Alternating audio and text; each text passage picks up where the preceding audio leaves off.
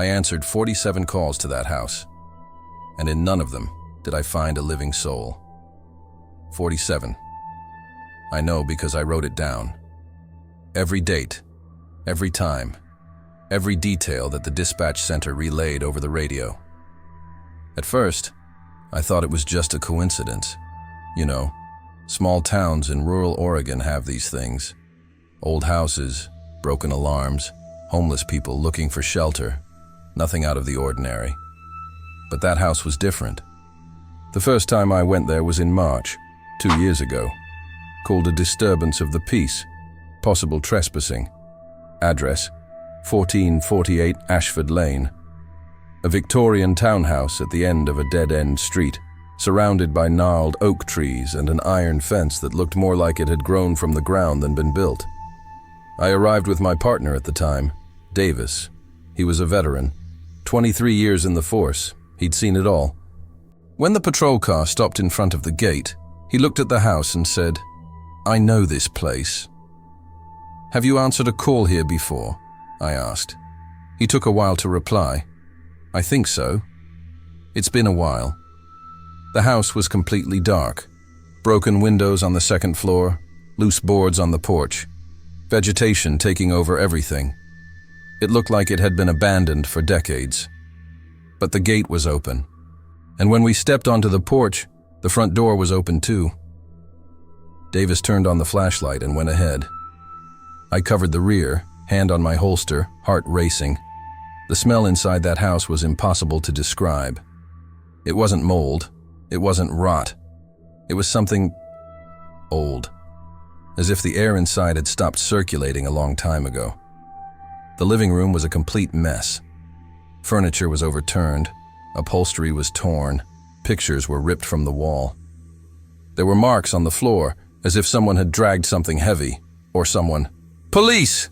Davis shouted. "If anyone's here, identify yourselves." Silence. We searched the downstairs area, kitchen, dining room, bathroom, everything in disarray, but no sign of life. We went upstairs.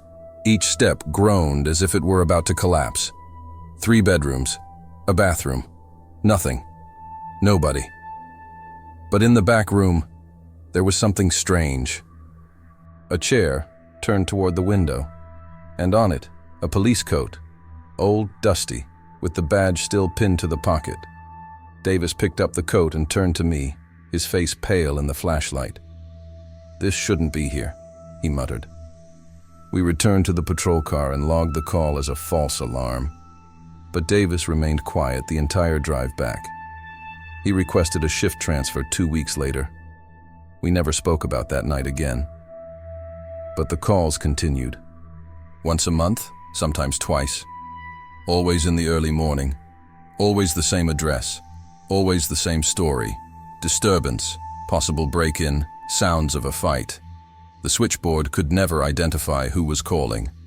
The number appeared as unknown, or worse, as a landline that had been deactivated in 1987, and every time we arrived there, the house was empty. But the signs of struggle were always fresh. Furniture overturned, broken glass. Sometimes, bloodstains on the walls, which disappeared when we returned the next day to investigate. Once, I found a pot on the stove still hot, with boiling water. Another time, wet footprints on the floor, as if someone had just gotten out of the shower. Nobody cared about it anymore. It became a running joke in the department, the haunted house on Ashford Lane. The new guys were making bets on what would be different this time. I tried to ignore it too. But at night, when I was alone at home, I thought about that chair, that old coat, the badge that shone under the light of my flashlight, and I was thinking about Davis, the way he looked at that house and said, "I know this place," as if he had been there before, as if he had never really left. I started writing everything down 3 months after the first call. I don't know exactly why. Maybe because nobody else cared. Maybe because I needed to prove to myself that this wasn't normal, or maybe because, deep down, I knew something was wrong, something that went beyond an old house and ghost alarms. I bought a small notebook, one of those black-covered ones that fit in a uniform pocket. Every time headquarters sent someone to 1448 Ashford Lane, I wrote it down. Date, time, assigned officer, what was found. It seemed paranoid, I know. But patterns started to emerge. First thing, the time. All the calls happened between 3:10 a.m. and 3:25 a.m., always. It didn't matter the day of the week, the season, nothing. That 15-minute window was sacred, and the peak, 3:17 a.m. More than 60% of the calls came in exactly at that minute. Second thing, the description. The call center always relayed the same phrase, word for word: disturbance of the peace, possible trespassing. Reports of sounds of fighting and shouting. Always the same order, always those words. As if it were a recorded script, but the worst part was the source of the connection. I asked the dispatcher to check. She was young, named Rebecca, and didn't have the cynicism of the veterans. When I asked for the call history, she raised an eyebrow, but did the favor. 2 days later, she called me on my cell phone. Her voice was trembling. "Are you sure you want to know this? Just tell me, Rebecca." The phone line that makes calls was deactivated in 1987. She paused. But there's more. Before it was deactivated, that line was registered at the old police station, the one that was demolished in the 90s. My stomach felt like it was going to churn. Wait, are the calls coming from within the police force itself? No. Rebecca took a deep breath. They're coming from a line that it no longer exists. Technically, it's impossible. The system should reject it, but every time it plays, it accepts it. I hung up without saying anything else. That night, I couldn't sleep. I lay staring at the ceiling of my apartment, listening to the cars passing outside, trying to process what Rebecca had told me. A deadline, impossible calls, a house that was never home, but always had signs that someone had just been there. I started researching. The Maplewood Public Library had archives of old newspapers, dusty microfilms that no one had touched in years. I spent 3 free afternoons there, scrolling through page after page, looking for anything about 1448 Ashford Lane. I found it in a November 1986 edition. Tragedy in Ashford Lane. 4 police officers killed in confrontation. The article was short. It said that 4 officers had responded to an emergency call at the house. Details about what happened were vague. The report mentioned unclear circumstances and ongoing investigation. But the essential information was there. None of the 4 survived. I searched for follow-up reports. Nothing. It was as if the case had been buried. No conclusion. No one to blame. No resolution. Just those 4 names printed in faded ink. Officer Thomas Brennan. Official Sarah Ortiz. Officer Marcus Hale. Officer David Cochran. I wrote the names down in my notebook. 2 days later, I saw something that made me stop in the middle of the street. I was returning from a call when I passed by the memorial to the fallen in front of the police station. It's a bronze plaque with the names of all the police officers who died in the line of duty. I pass by there every day, but I never really had looked. I stopped the car. I got out. I walked to the sign. And there they were. The 4 names, engraved in cold metal, but beneath each one, there was something that made me tremble. Killed in the line of duty, 1448 Ashford Lane. I picked up my notebook again. I reread my notes. 47 calls, all to the same place, all between 3:10 and 3:25, all unanswered. And then I realized something. None of the officers who had responded to those calls in the last 2 years had stayed in the department very long afterward. Davis requested a transfer. Officer Kowalski retired at age 41. Recruit Jensen dropped out of the academy without explanation. Everyone had gone to that house, and everyone had changed. That night, I lay in bed and tried to sleep, but my mind wouldn't stop racing. I looked at my phone. 2:47 a.m. I closed my eyes, and then the radio next to the bed crackled. Unit 12, called to 1448 Ashford Lane. Disturbance of the peace. Possible trespassing. Reports of sounds of fighting and shouting. I sat up in bed, my heart racing. I picked up the radio. I answered, Unit 12, confirmed. On my way, I looked at the clock. 3:17. I shouldn't have been alone that night. Protocol dictates that 2 officers respond to any disturbance call on isolated property, always, without exception. But my partner, Rodriguez, had called in sick 2 hours before his shift. Flu, he said, hoarse voice, heavy cough.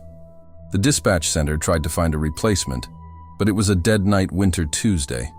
Everyone was covering other areas. So when the call came in at 3:17 a.m., I was alone in the patrol car, and the address flashed on the onboard computer screen like a sentence. 448 Ashford Lane.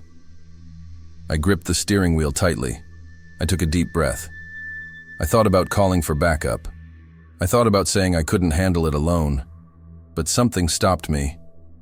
Maybe pride. Maybe curiosity. Perhaps I knew, deep down, that I needed to go. The drive to Ashford Lane took 20 minutes. 20 minutes through the empty suburbs of Maplewood, poorly lit streets, houses with darkened windows. The fog had descended heavily that night. The car's headlights cut through the gray mist like blunt knives. The radio was silent, no music, no conversation between units, just low static and the hum of the engine. While driving, I grabbed my notebook from the glove compartment. I flipped through the pages under the dim light of the dashboard. 47 calls. All logged. All without a concrete answer. And those 4 names engraved on the memorial. Brennan, Ortiz, Hale, Cochran. Were they alone as well? The street sign emerged from the fog. Ashford Laney turned left. The asphalt gave way to uneven cobblestones. The trees on both sides formed a black tunnel, twisted branches intertwining above my head like claws. And there, at the end, almost invisible in the darkness, was the house. 1448. I stopped the car about 30 meters from the gate. I turned off the engine. The silence that descended was absolute. Not a single cricket chirp, not a single wind, nothing. As if the whole world had decided to hold its breath. I grabbed the flashlight. I opened the car door. The air outside was cold and damp, clinging to my skin like a cobweb. Every step I took on the cobblestones echoed strangely. Not a normal echo, but something distorted, as if the sound were coming back from the wrong place. The gate was open. It always was. I pushed the rusty iron and it groaned loudly, a sharp sound that tore through the silence. I climbed the porch steps. Rotten wooden planks creaked under my weight. The front door was also ajar. I put my hand in the holster. I took out the gun. I turned on the flashlight. "Police!" I yelled into the darkness. "If anyone's there, identify yourselves." Nothing. I pushed the door open with my shoulder. The smell hit me immediately. That impossible smell I'd smelled before. It wasn't mold. It wasn't rot. It was something organic, ancient, like wet earth mixed with rusted metal and something else. Something my brain refused to name. The living room was in the same state as always. Furniture overturned, upholstery torn, marks on the floor. But this time, there was something new. Fresh ashes in the fireplace. They were still glowing, tiny orange embers pulsing in the darkness. I reached out my hand. Warmth. Someone had lit that fire just a few minutes earlier. "Is anyone here?" I called again, but my voice came out weaker now. I walked through the living room. I went into the kitchen. The sink was dripping. Each drop echoed like a drum. I opened the cupboards, empty. I opened the refrigerator, unplugged, empty, smelled of mold. But on the table, there was a cup of tea, still warm. I touched the porcelain with my fingertips. The heat shot up my arm like an electric shock. I recoiled. My heart pounded in my chest. And then I heard it. Steps. Don't be on top. Slow. dragging, going from side to side like someone walking in circles. I aimed the gun at the ceiling. "Police! Come down with your hands visible!" The footsteps stopped. Silence. And then a voice, muffled, distant but clear enough for me to understand. "I was waiting for you." Guided. It was a male voice. Hoarse, tired, but it wasn't threatening. It was sad, like someone who had given up on everything a long time ago. I climbed the stairs slowly, each step a conscious effort. The wood groaned. My breathing was too loud in the silence. The flashlight trembled in my hand. 3 bedrooms on the 2nd floor. 2 are empty. 1 has the door closed. On the other end, I could hear breathing. Heavy, uneven. I put my hand on the doorknob, and the door opened by itself. If this made you uncomfortable, wait for the next chapter. The room was empty. Completely empty. But breathing continued. I swept the room with my flashlight, peeling walls, dust-covered wooden floor, a broken window letting in fog like smoke, no furniture, nowhere to hide. And yet, I listened. Deep, rhythmic breathing coming from somewhere within that space.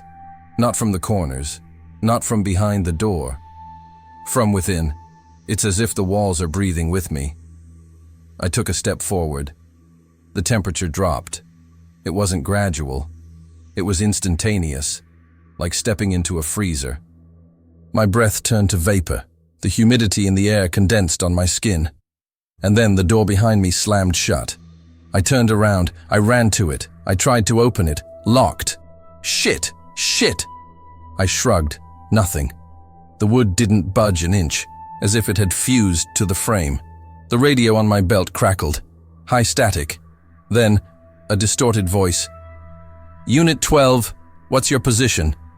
I picked up the radio with trembling hands. "Central, I'm at 1448 Ashford Lane. I need immediate backup. I'm trapped on the 2nd floor, if possible." The static drowned out my voice. And then, from the other end, I heard something that made me freeze. My own voice. "Central, I'm at 1448 Ashford Lane. I need immediate backup. I'm trapped on the 2nd floor, if possible." Word for word, tone for tone. Even the trembling was the same. I dropped the radio as if it were on fire. He fell to the ground and continued crackling, but now there were several voices. Dozens. All speaking at the same time. All calling for help. All trapped in the same place. "I need reinforcement. Is anyone here? I can't get out. Please. Someone." I stepped on the radio. The plastic cracked. The voices stopped, but breathing continued. I looked at the corner of the room. There was a door I hadn't seen before. Small, low, painted the same color as the wall. A door to a built-in wardrobe. I approached slowly. I placed my hand on the doorknob. It was hot, warm as living skin. I pulled. The cupboard opened, and inside, illuminated by the dim light of the flashlight, were hundreds of papers, photos, police reports, newspaper clippings, all pinned to the inside walls of the cabinet, overlapping, forming a chaotic collage. In the center, a large photograph, faded. From the 1980s, judging by the yellowish tone, 4 police officers posing in front of a patrol car, smiling. I recognized the faces because I had seen the names on the memorial. Brennan, Ortiz, Hale, Cochran. They all died in 1986, everyone in this house. But there was something strange about the photo. In the upper right corner, behind the 4 officers, there was a silhouette. Dark, blurred, as if someone had moved at the moment the picture was taken, or as if shouldn't be there. I picked up the photo from the wall. The texture was strange, kind of damp, like soaked paper. I turned it over.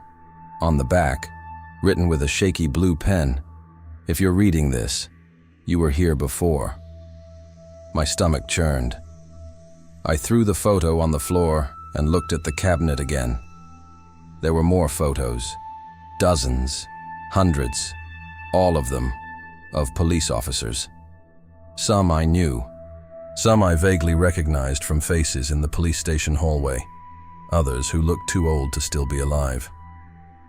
And then I saw, in the lower left corner, almost hidden behind a yellowed report, a photo of me, in uniform, in front of this house, at night, holding a flashlight in the same position I was in now.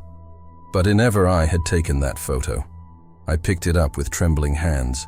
The paper was cold, stiff. The image was clear. It was me, without a doubt. Younger, maybe 5 or 6 years ago. But me. And in the background of the photo, in the second-floor window, the same window that was behind me now, there was a face, pale, empty eyes, watching me. I turned slowly. The window was empty, but the reflection in the broken glass showed something different. It showed somebody behind me. Gray. Nobody. But when I looked at the reflection again, the figure was still there, standing less than a meter away, motionless, staring at me. And then she moved. Not in the room.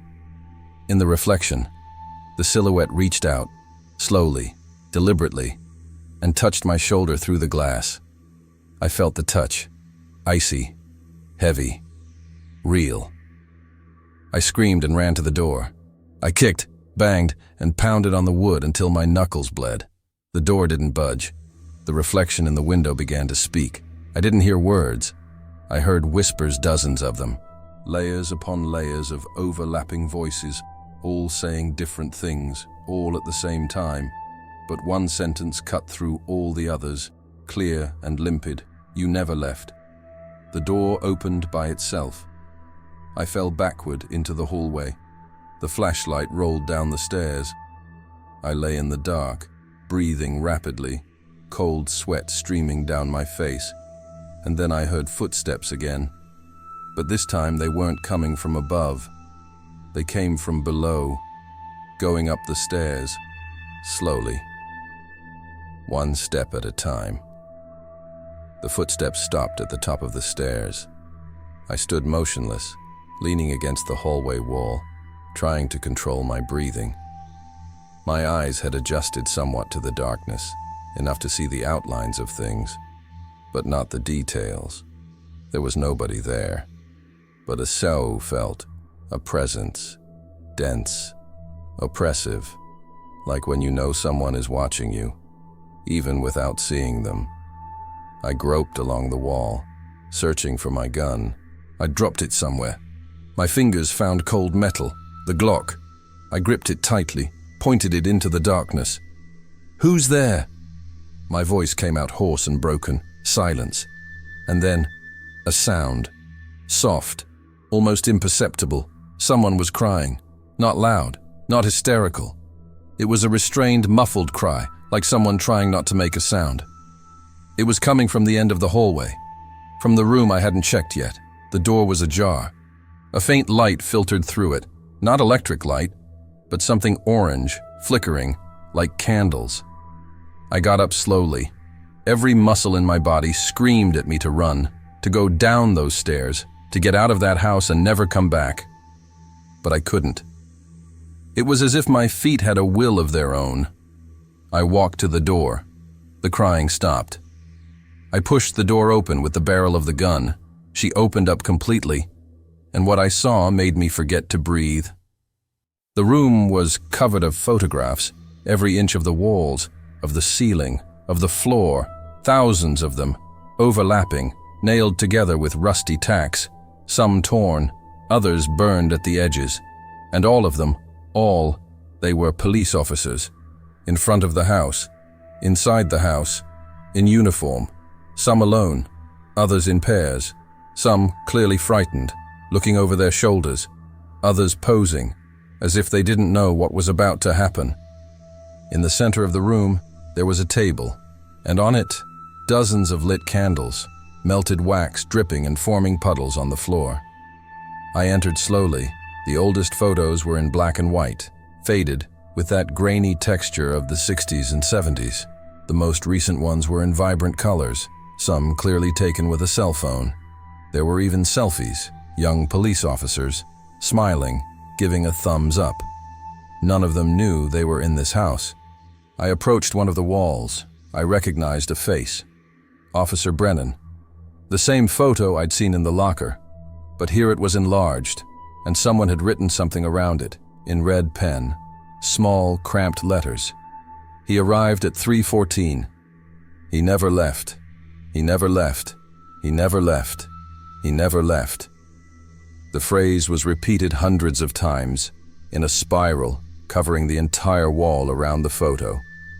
I moved on to the next one. Sarah Ortiz, same thing, date, time. And the phrase, he arrived at 3:19, he never left, Marcus Hale, David Cochran, all the same. And then I saw more recent photos. Davis, my former partner, photo of him on the balcony of this house, looking at the camera with a confused expression. Below, he arrived at 3:12. He left different. Officer Kowalski, recruit Jensen, others I knew, all with dates, all with times, all documented as if someone were keeping meticulous records. And then, in the farthest corner, almost hidden behind the candles, I saw an entire section dedicated tome. Photos of me. Dozens of them, entering the house, getting out of the car, looking out the window, turning on the flashlight. Some so recent I could swear they were taken that night. I approached. My hands were trembling so much I almost dropped the gun. The first photo was old. I recognized my face, but it was different. Younger, shorter hair. A different uniform, the old model, which the corporation had stopped using in 2018. Below, written in the same red font, first time, October 17th, 2019, 3:17 a.m. My heart stopped. October 2019. I had certainty. I was sure I'd never been here before March 2 years ago. But there it was. A photo of me, in this house, 6 years ago. I took the photo off the wall. I turned it over. On the back, in different handwriting, hurried, desperate, there was a message. If you're reading this, you need to remember. Look in the mirror. Remember. I looked around. In the corner of the room, covered by a torn curtain, was a large mirror. Framed in dark, cracked wood. I didn't want to look, but my feet moved on their own. I stopped in front of the mirror. I raised the flashlight, and what I saw was not my reflection. It was me, but different. Older. Gray hair, scarred face, deep-set eyes with dark circles, dirty, torn uniform. And behind me, in the reflection, there was people, dozens of them, police officers, all in uniform, all standing still, motionless, staring at me. I recognized some faces. Brennan, Ortiz, Hale, Davis. And then, from the depths of the mirror, a figure began to move. He pushed past the others. He cleared a path, until he was right in front. It was me. The self reflected. The older self. He placed his hand on the glass. His lips moved, and I heard his voice inside my head. You didn't leave. You never left. You've been trapped here for 6 years. Every time you leave, your memories are erased, and you come back, again, and again, and again. You are like us now. I stepped back. The mirror cracked. A thin crack that spread like a spider web, and then all the candles went out at once. Total darkness. And in the silence, I heard my own voice. Not in the mirror, but behind me. Real, physical, welcome back. Gray, nothing. Just darkness, but I had heard it. Clear as crystal. My own voice, coming from somewhere behind me, whispering those words as if it were the most natural thing in the world.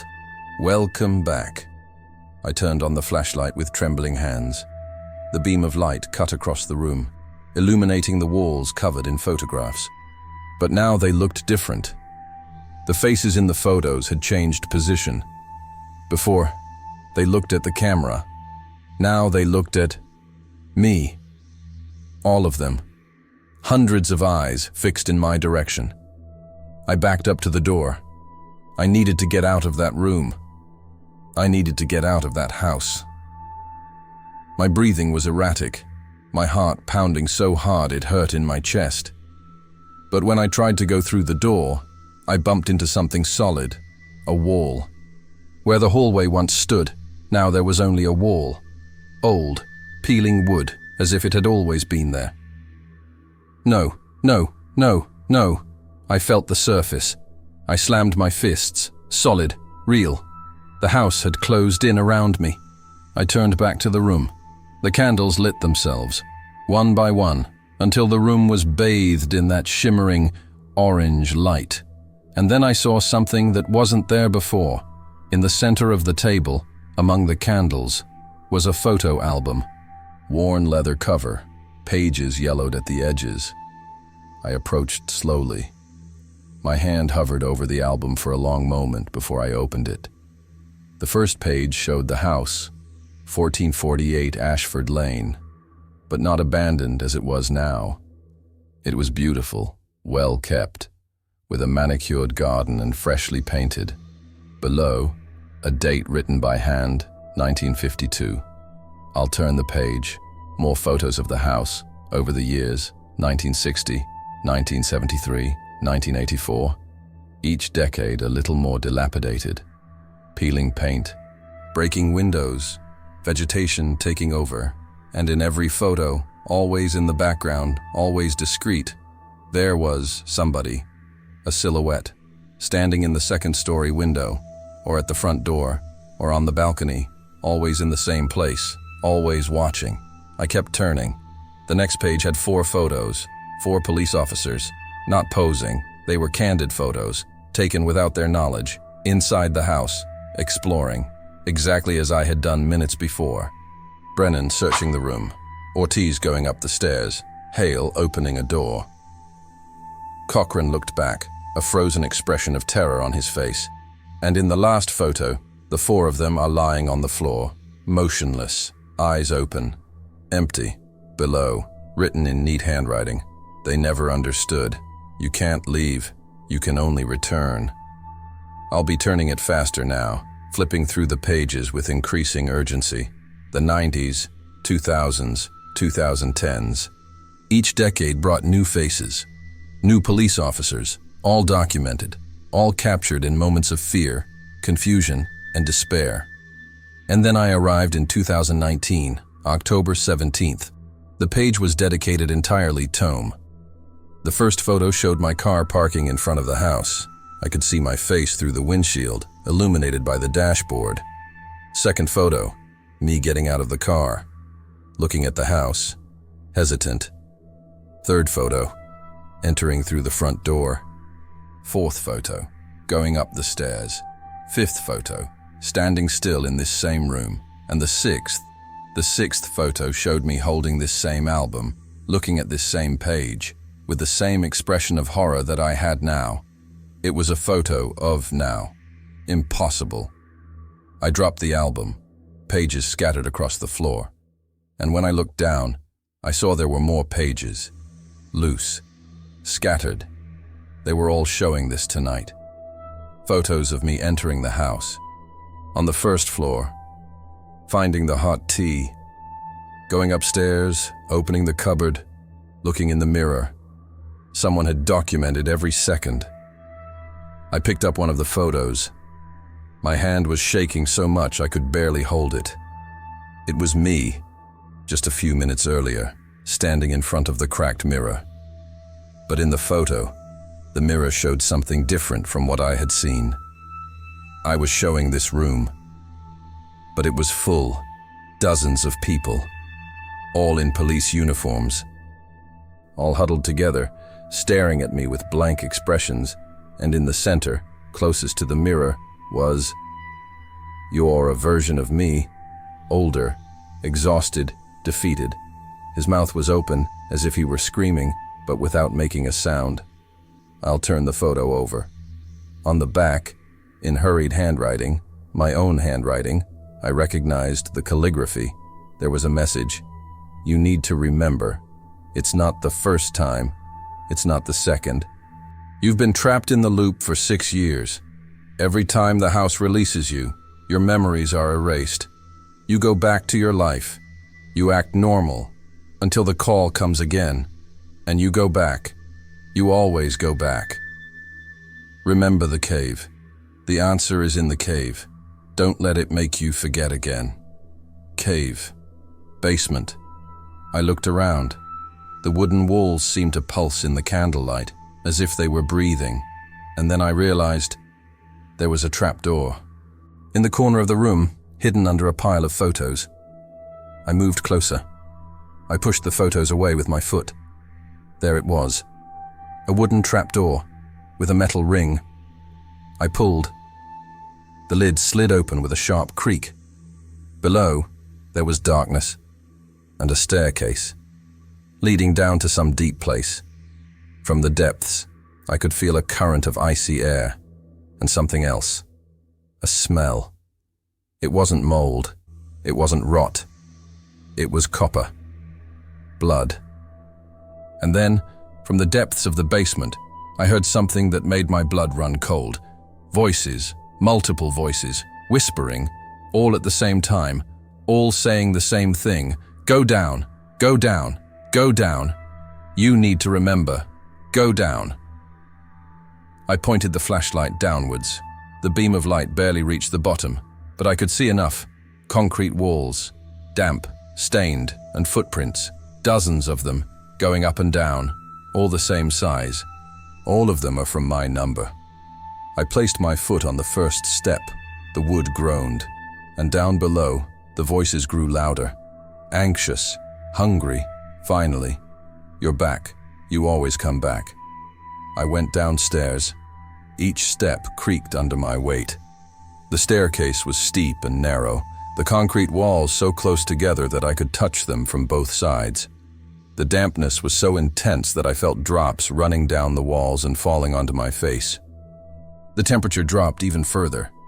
My breath turned into thick clouds of steam. My fingers began to go numb around the gun. 10 steps, 15, 20. Too deep for a regular basement. The voices had stopped. Now there was only silence, and the sound of my own breathing. Too loud, too desperate. I've hit rock bottom. The beam of the flashlight revealed a large, rectangular space. Low ceiling. The walls were bare concrete, stained by something dark that dripped in irregular streaks. The floor was covered by a thin layer of dirty water, which reflected the flashlight's light in distorted patterns. And there was things but objects scattered on the floor. Police equipment, broken radios, flashlights without batteries, crumpled badges, torn bulletproof vests, everything old, rusty, abandoned. In the center of the basement, there was a metal table, and on it, more photos, more reports, more evidence of something I couldn't, or didn't want to, understand. I approached slowly. The water on the ground made a viscous sound with each step. The photos on the table were different from the ones above. These were technical, crime scenes, cold, clinical angles. They showed bodies, dead policemen. Some I recognized from the previous photos. Others were just anonymous faces in blood-stained uniforms. They had all been found here. In this basement, I picked up one of the reports. Old paper, faded ink. Dated 1987. Investigation of the Ashford Lane incident. I read it quickly, but the words were evasive, full of technical terms that said nothing. Cause of death undetermined. No signs of external intrusion. No evidence of struggle. Bodies found in resting positions. Neutral expressions. No apparent trauma. Case closure is recommended. Closure. They simply gave up trying to understand. I put the report back and picked up another one. 1994. Same pattern. 2 officers. Basement. Dead. Cause undetermined. Another. 2003. 3 officers. Basement. Dead. Another. 2011. An officer. Basement. Dead. A pattern. Decades of pattern. And nobody had closed that house. Nobody had demolished it. Nobody had nothing done. It was as if the house were untouchable, protected, preserved. And then the radio on my belt crackled. I picked it up instinctively. It was broken. I'd stepped on it upstairs. The display was cracked. The buttons were loose. But even so, he called. High static. And then a voice. Unit 12, what is your location? A Central, Rebecca. Central. My voice came out weak. Central. I'm at 1448 Ashford Lane. Basement. I need backup. Unit 12, repeat. I couldn't copy it. I need reinforcement, I yelled. Something's wrong here. The static swallowed my voice again. And then, replacing Rebecca, I heard another voice. My voice. Central. I'm at 1448 Ashford Lane. Basement. I need backup. Identical, exact, like a recording. But he continued. I'm trapped here. I don't know how long it's been. Days, weeks. I've lost count. If anyone is listening to this, don't come. Don't answer the call. The house. It doesn't let anyone leave. It collects. Static. And then another voice. Also mine, but different. Younger. Frightened. I can't remember how I got here. I answered a call, I think. But was that today? Yesterday? No. I don't know anymore. There are other people here, in the mirror. They say they are me too. They say, static. Another voice. Older. Tired. Defeated. 32nd time. I counted. 32 times I leave in and come back. The house erases my memories, sends me back. And in a few months, the call comes again. And I always come, always. Because I don't remember. Because for me, it's always the first time. But it isn't. It never is. I've left messages, photos, notes, trying to warn myself. But it never works. I never believe it. I never... Static. And then, the most recent voice. Hoarse, broken. If you're listening to this, you are me, and you need to get out. Now. Before it's too late. Before you become part of it. Look around. How many radios do you see? How many badges? Each one belonged to someone who couldn't get out. Each one is an echo, a fragment. And you're becoming another one. Please, run. Radio is dead. Absolute silence. I looked around the basement with fresh eyes. Those objects scattered on the floor. They didn't belong to different people. They were all mine. Every radio, every badge, every vest, versions of me, trapped here, for years, decades. And then I realized something worse. In the corner of the basement, there were mirrors. Dozens of them. Of all sizes, leaning against the wall, reflecting the light from the flashlight at strange angles. I approached the nearest one. My reflection stared back at me. But he was different. Older, completely gray hair, face marked by deep wrinkles, hollow, lifeless eyes. And he was talking. Her lips moved, fast, desperate, but without sound. I pressed my face against the glass, trying to read their lips. Get out, get out, get out, get out. I looked at the next mirror, another me, younger this time, but with a torn uniform, stained with blood. He was also speaking. You won't be able to do it. Nobody can. Next mirror, another me, on my knees, hands on my head, rocking back and forth. So many times, so many times, so many times. There were dozens of mirrors, and in each one, a different version of me, all trapped, all desperate, all trying to warn me, discourage me, or simply watch me with pity. And then, in the largest mirror, a full-length mirror at the back of the basement, I saw something different. Wheel of them. All the selves together. Piled up. Dozens, hundreds, all staring at me. And in the center, the oldest of them all, with white hair and translucent skin, extended his hand. Not for me. Something is behind me. I'll come. And there, at the back of the basement, was a door, made of metal, heavy, with a small reinforced glass window at the top. And through it, I could see light. No candlelight, no flashlight, daylight.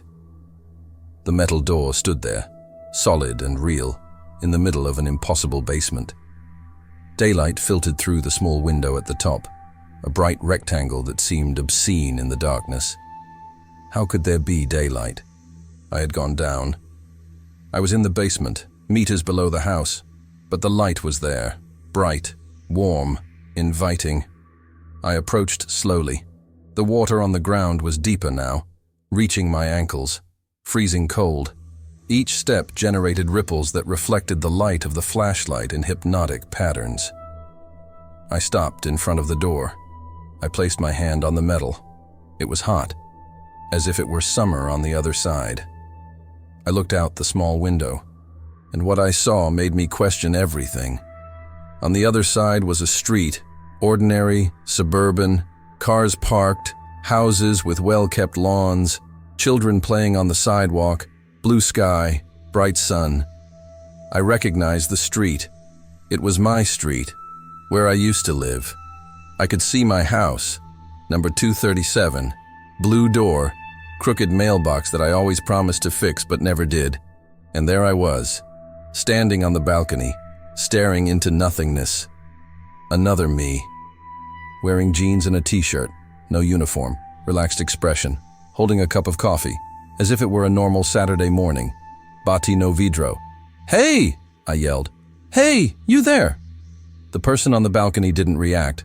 They simply drank their coffee calmly and went inside. I tried the doorknob. Locked. I banged on the door with my fists.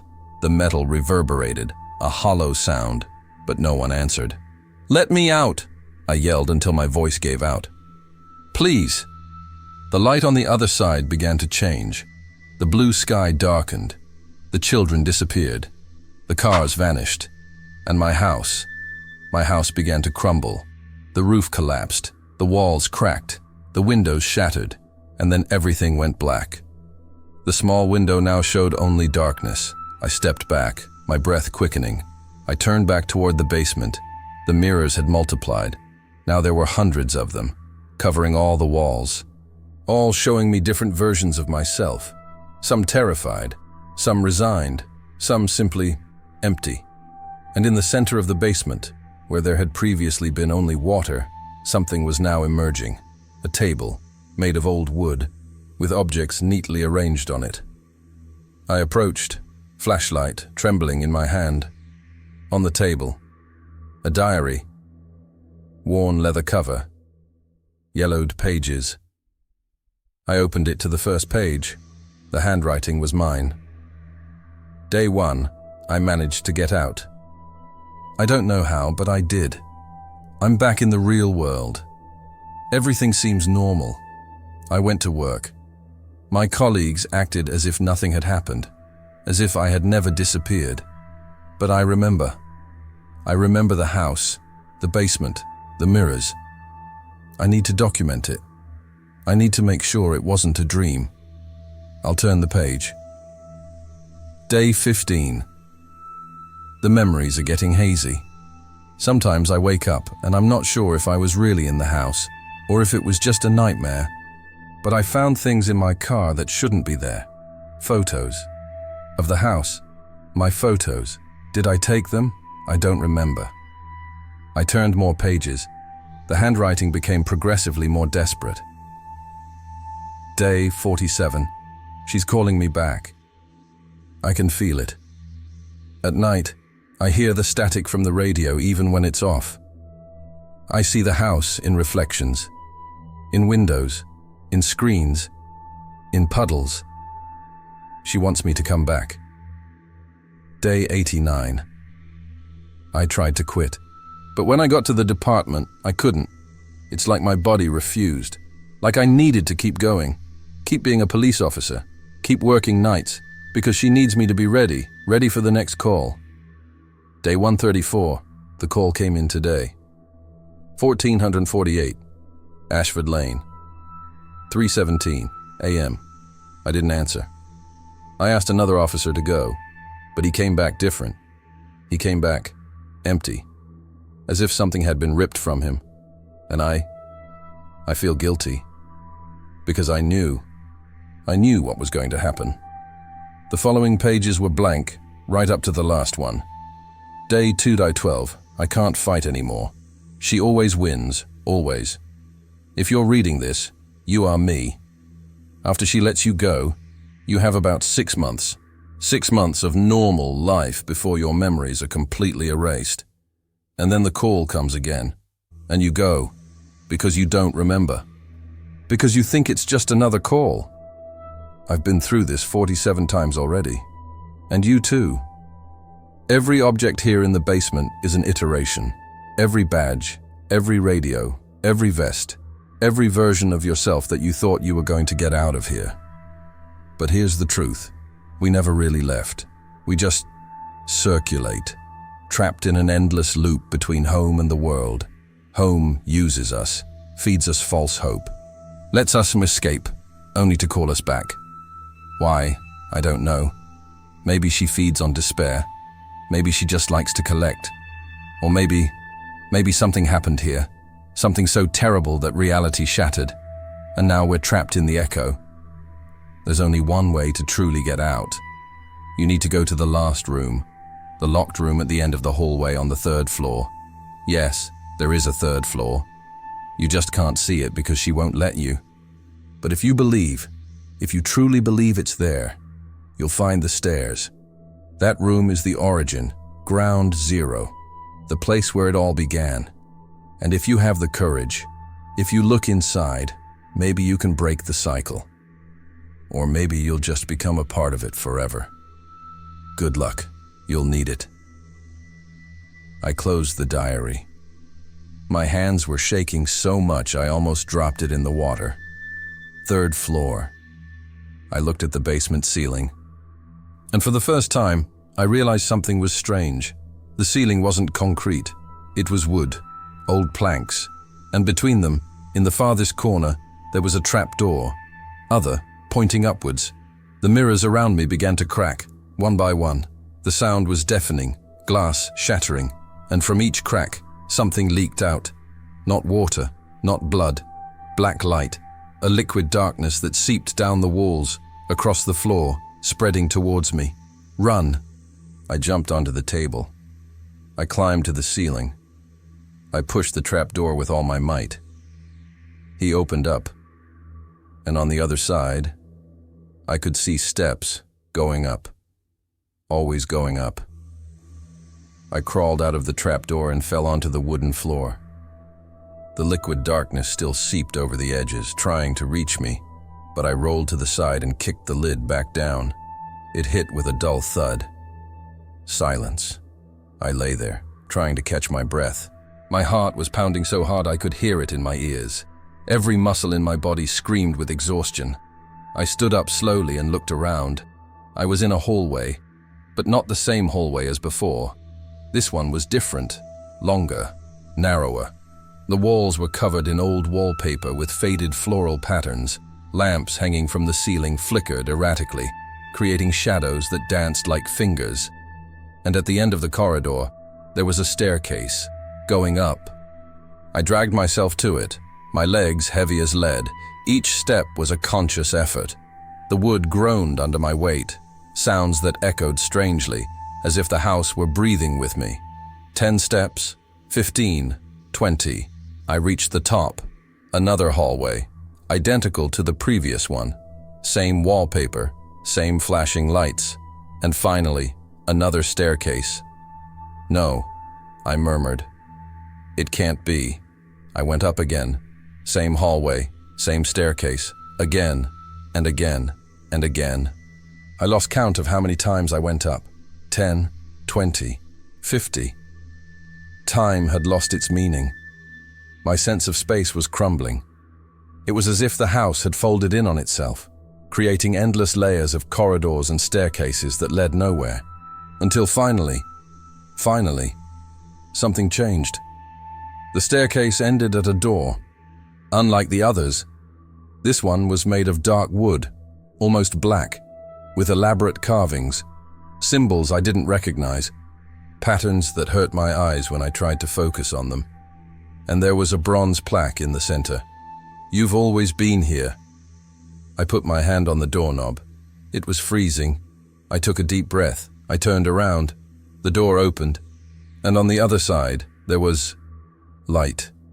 Real light. Natural. Like it's midday.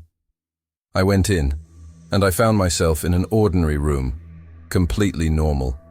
Sofa, television, bookshelf with books, windows showing a blue sky and white clouds. It was my room, my apartment. I recognized everything. The poster on the wall, the coffee stain on the coffee table, the crack in the corner of the ceiling that the owner never fixed. And sitting on the sofa, with his back to me, was someone. "You took your time," said the voice. My voice. The figure turned around, and it was me, but different. This me seemed complete, rested, without the dark circles under my eyes, without the trembling hands, without the frightened look. He smiled with an expression I hadn't seen myself make in years. "Welcome back," he said, gesturing to the armchair beside him. "Sit down. We need to talk." "Who? What are you?" "I am you." He leaned forward, hands clasped together. "Or rather, I am what you were before the first time, before the house took you." "That doesn't make sense." Yes, it does." He pointed to the window. "Look outside. Go on. Look." I approached the window cautiously. Outside, the street was alive. People walking, cars passing by, normal life. But then I realized something was wrong. People moved in a loop. The same woman would walk by with the stroller, reach the end of the block, and then reappear at the beginning. The same blue car would drive by, turn the corner, and seconds later be driving by again. Everything in perfect repetition. "Do you understand now?" said the other me. "You're not in the real world. You never came back. The house released you the first time, but you never really left. Everything since then, all these years, have just been simulations, false memories that it feeds you to keep you functioning." "No," I shook my head. "No, I have memories, real ones. I went to work. I talked to people. Did you talk? Or do you just think you talked?" He stood up. "Think about it. When was the last time you had a conversation? Real with someone. Deep. Meaningful. When was the last time someone asked you a question you weren't expecting?" I tried to remember, and I couldn't. All the conversations seemed scripted, predictable, as if I knew exactly what people were going to say before they said it. "The house studies you in the first iteration," he continued. "It learns your patterns, your fears, your habits, and then it builds a perfect simulation of your life, realistic enough to keep you satisfied, to keep you docile, until it needs you again." "Why?" My voice came out weak. "Why does she do that?" "Because she needs to." He walked up to me, looking directly at me. "The house. It's not just a house. It's a wound, a tear in reality. Something happened here in 1986, something that broke the laws of space and time. And since then, it has been feeding. On time, on memories, on people. And am I part of it now? Don't leave." He placed his hand on my shoulder. "You and her, just like me, just like all the versions of her that you've seen, we are all fragments, echoes trapped in the moment of collapse, repeating the same cycle endlessly." "But the diary," I protested. "The diary said there was a way out, a room on the 3rd floor, the origin." He smiled. Sad.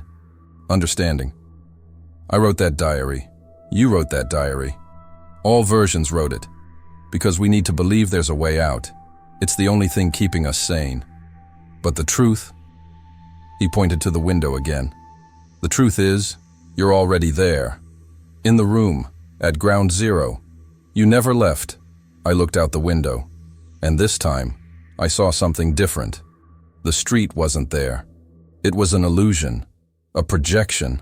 Behind it, I could see what truly existed, at home. Always at home. Its endless corridors, its impossible staircases, its mirrors that showed truths that no one should see.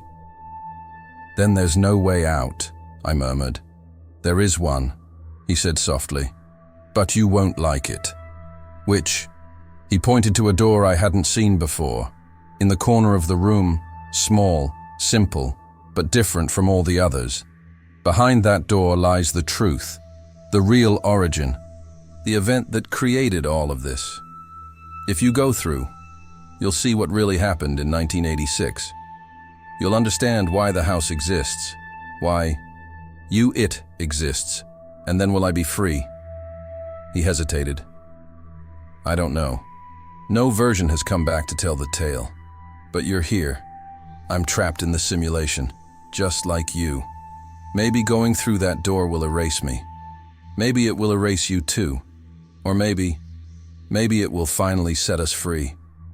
I looked at the door. It was just a door. But I knew, deep down, viscerally, that on the other side there was something that would change everything, or it would destroy it. I took a step towards her. The other me didn't stop me. Good luck, he said. Really? I put my hand on the doorknob. Shelter. There was nothing on the other side of the door. Literally nothing. A white void. Infinite. No walls, no floor, no ceiling. Just whiteness, stretching in all directions. I took a step. My foot found something solid, even though I couldn't see it. I took another step, and another. Behind me, the door disappeared, and then, slowly, shapes began to emerge from the whiteness. First, the floor, cold concrete, then the walls and furniture and light. I was in a living room. The living room at 14 and 48 Ashford Lane. But not abandoned, not destroyed. It was alive, clean. Curtains open, letting the sunlight in. Photos on the walls showing a happy family. The smell of coffee wafted from the kitchen. And there were people, 4 of them, police officers, young, impeccable uniforms, laughing, talking, drinking coffee. I recognized their faces from the old photos. Brennan, Ortiz, Hale, Cochran. They couldn't see me. It was as if I were a ghost, observing, witnessing. False alarm again, Brennan said, setting her cup down on the table. 3rd time this month. Someone needs to tell dispatch to stop sending us on these phantom calls. At least the coffee is good, Ortiz laughed, sitting down on the sofa. Hale stood by the window, looking out, quiet, tense. Don't you find it strange? He said quietly. What? Cochran asked. The house, Hale turned. No one's been here for years, but everything is perfect, clean, fresh, like someone just left. That's probably all. A sound cut off Brennan's sentence. A creaking sound, coming from upstairs. The 4 of them froze. There's someone here, Ortiz whispered, pulling out his gun. They climbed, slowly, cautiously. I followed them, an invisible ghost on its final journey. They reached the 2nd floor. They searched the rooms, empty, empty, empty, until the very end. The door was ajar, and inside, I could see something they couldn't yet. A man, old, skeletal, sitting in a wheelchair. Empty eyes, mouth open in a silent scream. But he wasn't dead. He was still breathing, or something within him was still breathing. Jesus Christ, Hale murmured when he saw her. Ortiz approached. He reached out to check his pulse, and the moment her fingers touched the old man's skin, everything changed. At home screamed, not with sound, with reality. The walls trembled, time distorted, and suddenly, the old man was no longer in the chair. He was standing, and it was bigger. Much bigger. A shape that shouldn't fit in that room. Shadows and light twisting into impossible forms. And he spoke, a multiple voice, echoing from everywhere at once. Finally, someone plays. The 4 policemen shouted. They tried to escape, but the doors slammed shut, the windows sealed shut, and the house began to bend. I saw everything. I saw Brennan being pulled into the walls. I saw Ortiz being sucked into the floor. I saw Hale disintegrating into fragments that were absorbed by the air. I saw Cochran trying to shoot, but the bullets melted before hitting anything. And then, silence. The house is back to normal, empty, abandoned, as if nothing had happened. But I knew the truth now. The old man, he wasn't a victim. He was the origin, someone who had done something. A ritual, an experiment, an act of madness that had merged their consciousness with the structure of the house. And now he needed food, not blood, time, memories, existences. The 4 police officers were the first, but not the last. The house learned. It evolved. It developed a perfect system. Attract, capture, to feed. Release with erased memories. Wait, call back. An infinite cycle. A perfect loop. And I had fallen for it 6 years ago. On my first real visit. The one I couldn't remember. And since then, I was trapped. Living false lives. Believing I was free. Until the call came. And I returned. And nourished the house with more time, more memory, more existence. Whiteness has returned. And a voice, the old man's voice, but also the voice of the house, echoed. Now you know. Now you understand. And now you choose. Stay, become a part of me forever. Without pain, without fear, just existence. Either you try to leave, knowing that every version of yourself that tried before failed. Knowing that the world out there may not even exist anymore. Knowing that perhaps you are already just a memory. I stood there, suspended in the void, and for the first time in 6 years, or 60, or 600, I didn't know anymore. I felt something different. Not fear. Don't despair.